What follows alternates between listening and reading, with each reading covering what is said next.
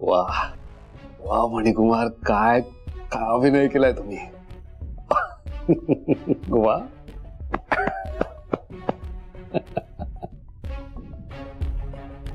Bhalchandra सरपोतदाराला गंडवलंय.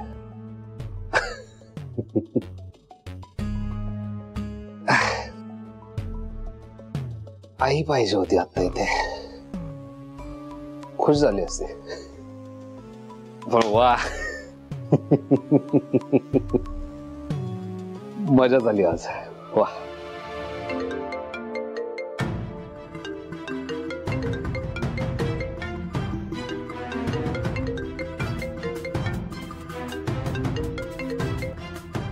Hello. वडक्कम जी. अण्णा idli ready, घेऊन येऊ का? ना इडली रेडी. राजा राजाराम. बोल बोल बोल. मणी दादा, आजूबाजूला कुणी नाही ना? नाही नाही, आजूबाजूला कोणी नाही. बोल बिंदास्त. वहिनींना तुमच्याशी बोलायचंय. फोन देऊ का? अरे दे ना मग. हा येतो. हॅलो मणी सर, कसे आहात तुम्ही? सगळं ठीक आहे ना? सगळं सगळं व्यवस्थित आहे. काही नाही, तुम्ही गेल्यापासून एकही फोन केला नाही ना, म्हणून विचारलं. काळजी वाटली तुमची. हो, आपल्याला भेटून 24 तास सुद्धा पूर्ण झाले नाहीयेत. इतकी काळजी वाटून कसं झालं? तुम्हाला तर माहिती आहे मणी सर, मी तुमच्याशिवाय नाही राहू शकत. मला तुमची आठवण येतेय. मला आपल्या बाळाची, अर्जुनची आठवण येतेय. बघा, मी तुम्हाला अगदी समजू शकतो. आता मला पण त्रास होतोच आहे ना तुम्ही इथे नसल्याचा. मी पण मिस करतोय तुम्हाला. तुम्हाला खरं सांगायचं तर हे आउट हाऊस सुद्धा बकास बकास वाटायला लागलंय. घर खायला उठलंय मला. पण स्वानंदी, आपला प्लॅन पूर्ण सक्सेसफुल होण्यासाठी आपल्याला हे सगळं सहन करावं लागेल ना. आपल्याला आपला अर्जुन परत हवाय ना. कळतंय ना? मणी सर, मला कळतंय, पण मी तरी काय करणार? मला एक सांगा, आपण काय करणार आहोत नक्की? आपला अर्जुन आपल्याकडे कसा परत येईल? नक्की काय प्लॅन आहे तुमचा? आहे, सगळा प्लॅन डोक्यात फिक्स आहे. तुम्हाला जेव्हा वेळ येईल तेव्हा ते हळूहळू सांगेल. तोवर संयम ठेवा. मी तुम्हाला सांगितलंय बजाव, संयम ठेवा. आणि मी तुम्हाला जे वचन दिलंय ते 100% पूर्ण करणार. विश्वास ठेवा.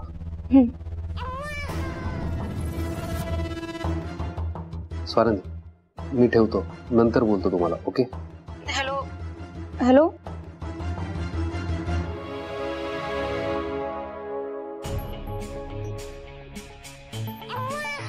अर्जुन, अरे शांत हो. किती रडणार आहेस हा तू?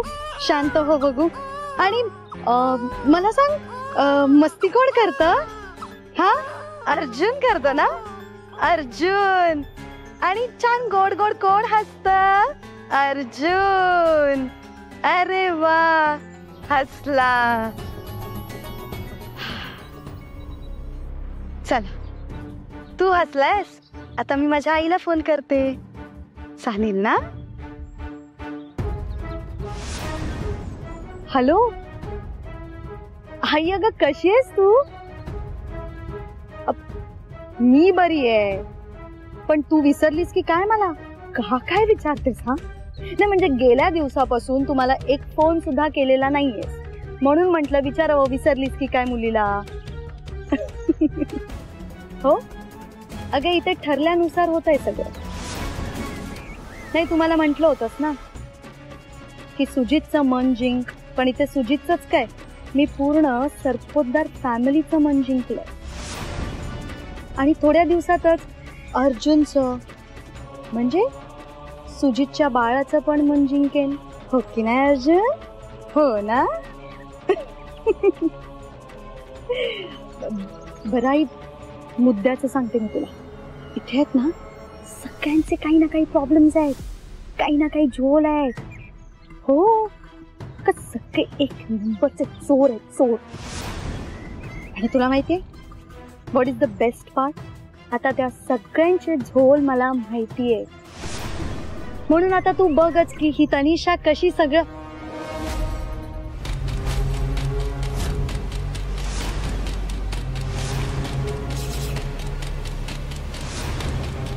आई मी कॉल बॅक करते तुला.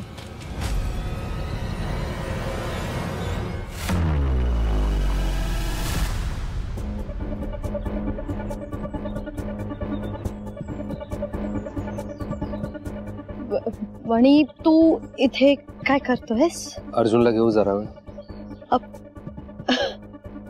एवढाच? हो घे ना, घे.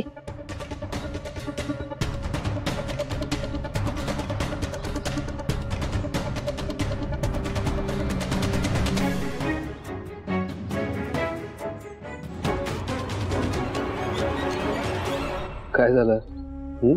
आई सोबत नाही म्हणून रडू येत होतं ना तुला? पण तुला माहितीये मी पण तुझ्या एवढाच होतो तेव्हा मला पण माझी आई सोडून गेली होती. हळूहळू मी मोठा झालो. माझ्या मित्रांना त्यांचे आई वडील खेळवायला यायचे, त्यांच्यावर प्रेम करायचे, तेव्हा मला हेवा वाटायचा माझ्या मित्रांचा. मला नव्हतं वाटलं कधी माझी आई मला भेटेल. बघ माझी आई मला भेटली, उशिरा का होईना पण भेटली.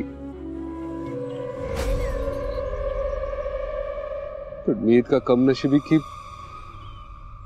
माझी आई मला परत सोडून गेली. पण तुझं असं नाही होणार बाळा. अरे अर्जुन बाबा इथे आहे हो. याला बाहेर कोणी आणलं? ताई मी आणलं त्याला. तो रडत होता ना, तर मग म्हटलं बाहेर आणलं तर त्याला असं फ्रेश वाटेल, छान वाटेल म्हणून आणलं. मणी अर्जुन द्या माझ्याकडे. ओ ले अर्जुन बाबा काय झालं बाळाला? अरे मी बाहेर गेले होते. हे बघ तुझे कपडे आणले की नाही? आता आपण छान छान कपडे बदलूया. हा ले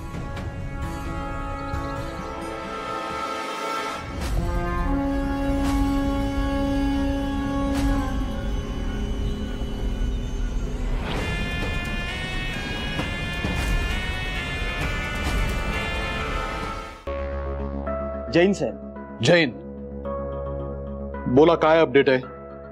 साहेब खबर खूप चांगली आणि महत्वाची आहे म्हणून प्रत्यक्षात सांगायला आला. अहो मग सांगा लवकर. साहेब आमचे खबरी शोध घेतच असतात.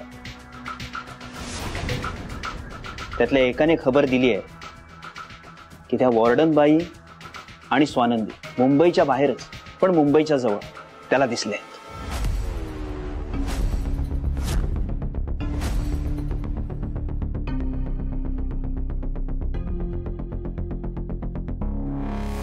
मुंबईच्या बाहेर पण मुंबईच्या जवळ.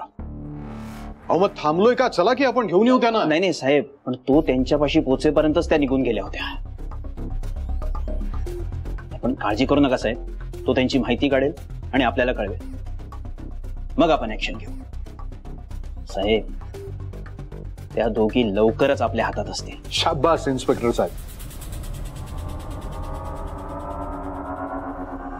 ज्या दिवशी तुम्ही त्या दोघींना माझ्या नजरेसमोर हजर कराल त्या दिवशी मी होम मिनिस्टरना सांगून तुमच्यासाठी आणि तुमच्या पोलीस स्टेशनसाठी रोख रक्कम जाहीर करायला सांगेन. थँक्यू साहेब, थँक्यू. परत आम्ही काय सांगतोय ते नीट ऐका. साहेब तुमच्या खबरींना त्या दोघींच्या मागे लागा. आणि खबरीने आईला आणि स्वानंदीला बघितलं, पण हे कसं शक्य आहे?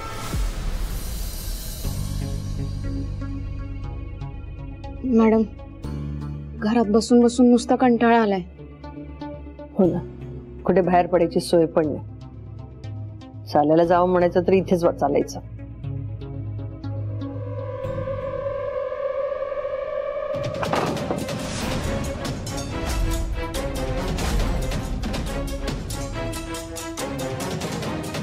काय झालं राजाराम?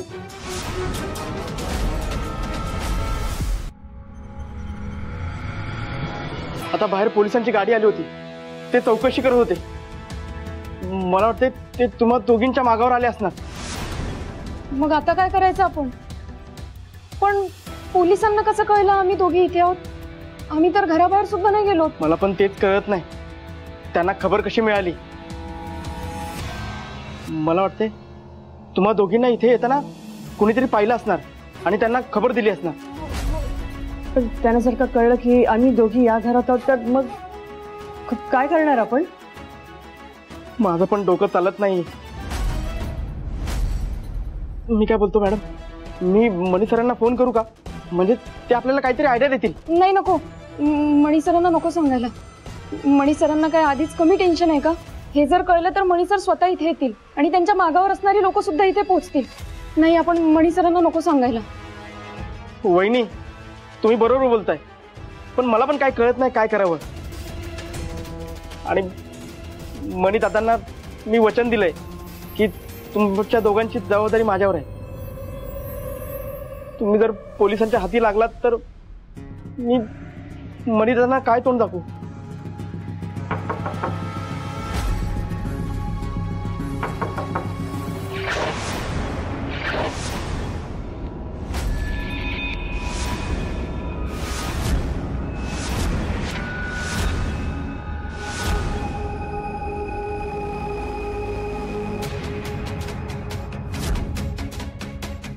बहुतेक पोलीस आलेत.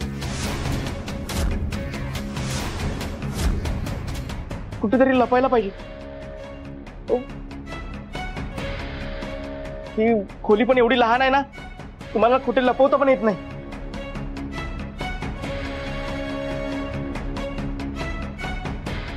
वहिनी, मॅडम, तुम्ही इथे आतमध्ये लपा, मी बघतो काय ते. लवकर लवकर.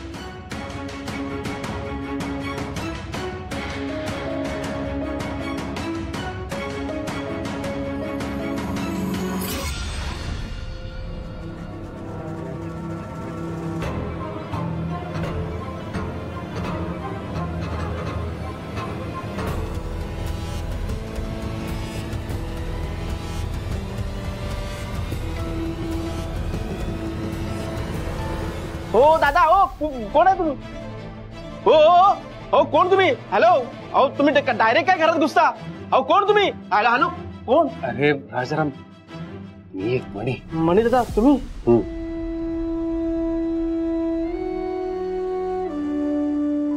मणी सर.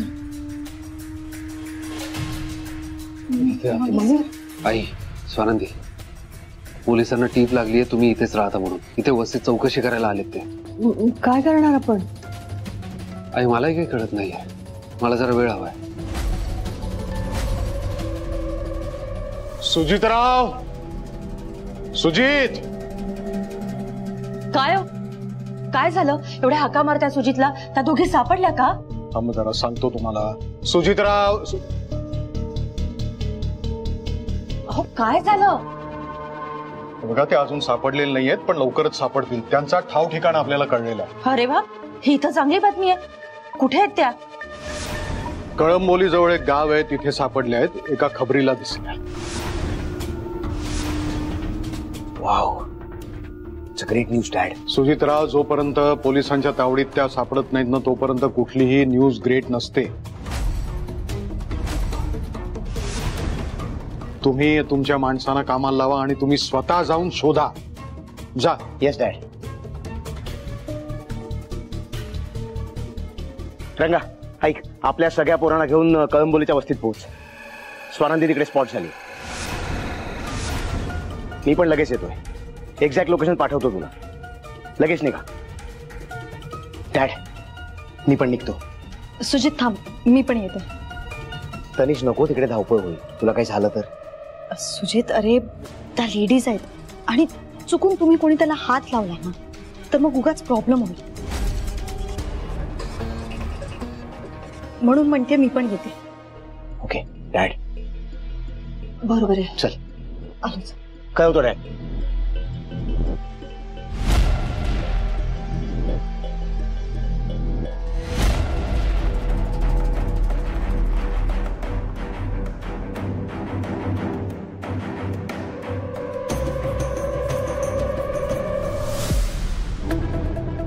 ताई, या दोघींना पाहिलं का?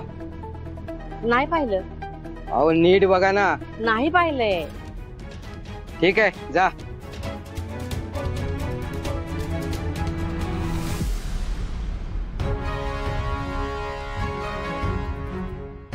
ते लोकांना फोटो वगैरे दाखवून तुमची चौकशी करताय. काही करून तुम्हाला दोघींना इथून बाहेर काढावं लागेल. जर का आपण पकडले गेलो ना तर प्लॅन फ्लॉप झाला आपला. आपला अर्जुन आपल्याला परत भेटणार नाहीये. नाही मणी सर, मला माझा अर्जुन परत हवाय. त्यासाठी मला माझा जीव द्यावा लागला तरी चालेल. काय काय बोलताय स्वानंदी तुम्ही? हे काही बरोबरच बोलतीये मी माझ्या बाळाशिवाय नाही राहू शकत. मला माझा अर्जुन परत हवाय. प्लीज.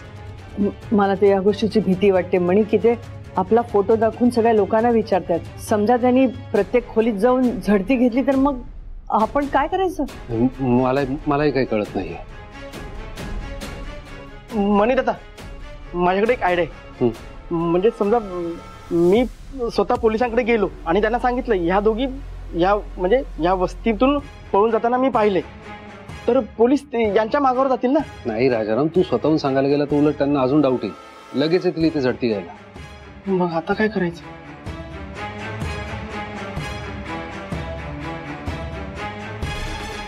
हॅलो रवी, मी तुला एक लोकेशन पाठवतो. लगेच गाडी घेऊन तिथे. हो लगेच पाठवतो. तू गाडी मागवतोस म्हणजे आपण इथून निघणार आहोत? अर्थात आई, आपल्याकडे ऑप्शन नाही दुसरा. पण आम्ही जाणार कुठे? सांगतो, सगळं सांगतो. आत्ता आपण इथून निघायला हवं. हा चला चल राजाराम चल.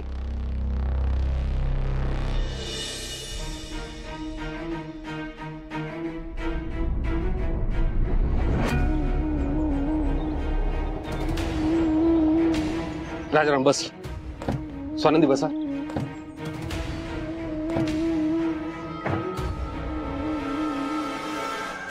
मणी सर, स्वतःची काळजी घ्या. स्वतःला जपा. तुम्ही पण काळजी घ्या. इथून पुढचा प्रवास तुम्हाला एकट्याने करायचा आहे. आई काळजी घे. रवी निघा. राजाराम काही वाटलं तर फोन कर.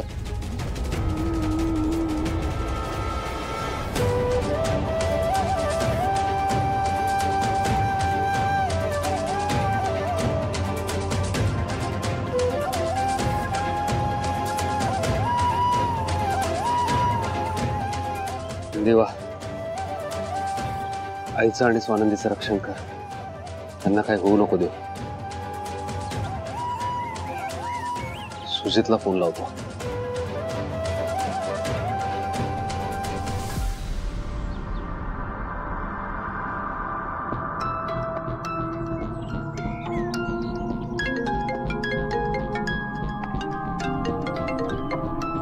हॅलो हॅलो, कोण आहे? बोलणार आहे का? फोन ठेवून देऊ? हॅलो, तुम्ही ज्या दोन बायांना शोधताय त्यांना मी बघितलंय. कुठे? कळंबोली जवळ. ग्रे कलरची गाडी, MH02 GH 3580. तू कोण बोलतोय रे? Hello hello. काय झालं? स्वानंदी आणि वॉर्डनला कोणीतरी पाहिलं. मग त्यांच्या गाडीचा नंबर मला सांगितला. MH02 GH 3586.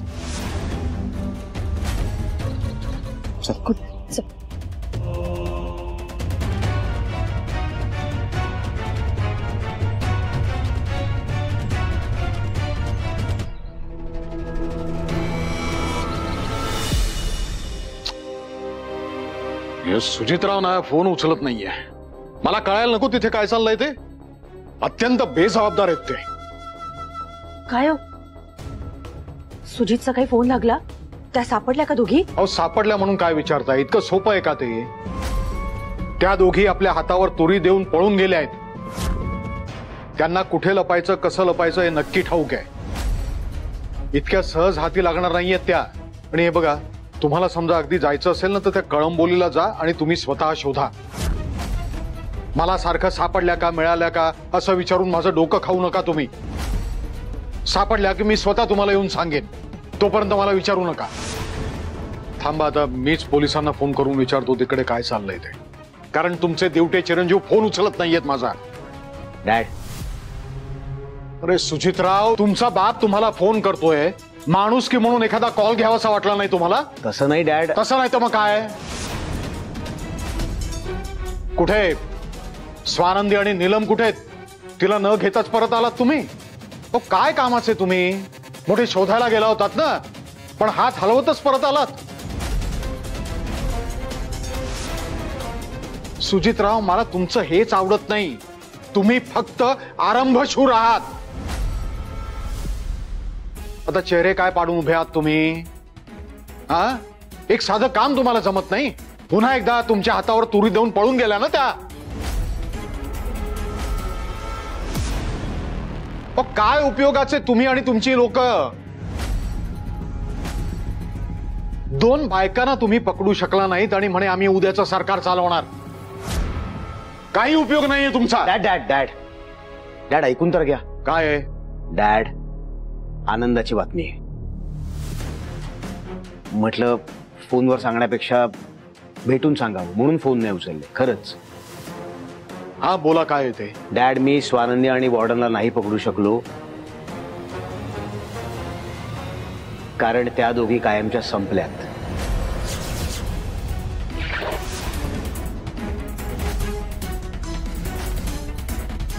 काय?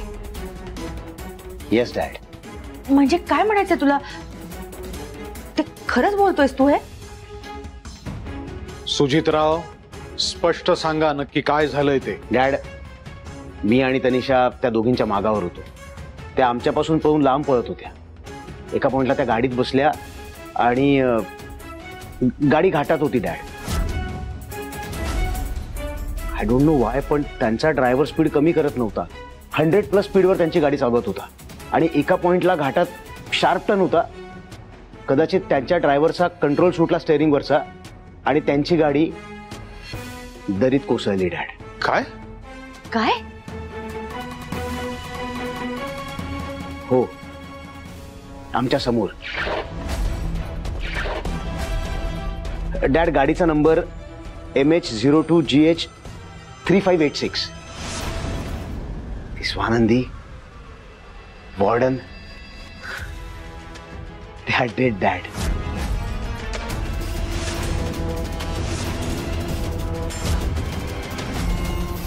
नाही नाही नाही, माझा विश्वास नाही बसत आहे. त्या सहजासहजी इतक्या पटकन आपल्या आयुष्यात नाही जाऊ शकत. मॉम, मी खरं बोलतोय. हवं तर तू तनिषला विचार. तनिष, प्लीज सांग. हो मावशी, सुजित बरोबर बोलतोय. त्यांची गाडी दरीत पडली.